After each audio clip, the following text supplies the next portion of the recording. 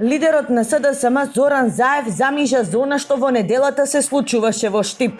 Тој не видел никакво славење по повод победата на градоначалничките избори.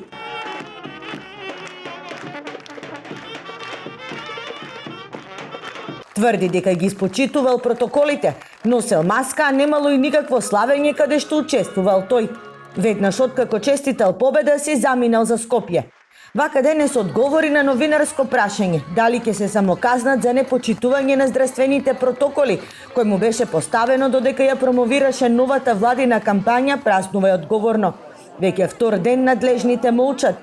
Неизвестно е дали ќе има санкции поради тоа што откако ДИК објави дека е постигнат цензусот, почнаа да се собираат на градскиот поштад, каде што ниту се почитуваше растојание, ниту забраната за групирање на јавен простор. Според фотографиите на социјалните мрежи кои сами си ги објавуваа, се гледа дека се славело и во локали и по 21 часот. Во неделата во Штип се одржа предвремени градоначалнички избори.